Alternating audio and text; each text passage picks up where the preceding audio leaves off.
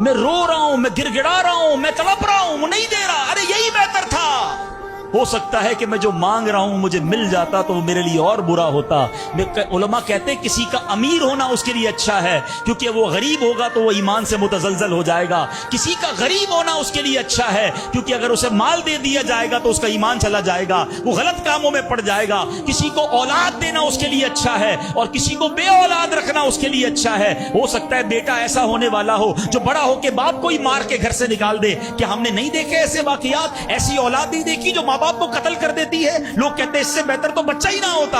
ارے رب بہتر جانتا ہے مجھے کیوں بیٹا نہیں مل رہا، مجھے کیوں بیٹی نہیں مل رہی، مجھے کیوں اولاد نہیں ہو رہی، مجھے کیوں مال نہیں مل رہا، میں اب تک گھر کیوں نہیں لے سکا۔ ہو سکتا ہے میرے رب نے اس کے بدلے میرے لیے بہت ساری نعمتیں رکھی ہوں۔ کاش یہ بات سمجھ آ جائے۔ مجھے ایک بات بتاؤ نا، میری ماں، آپ کی ماں، دنیا میں سب سے زیادہ ہم سے پیار کون کرتا ہے؟ ہماری ماں کرتی ہے۔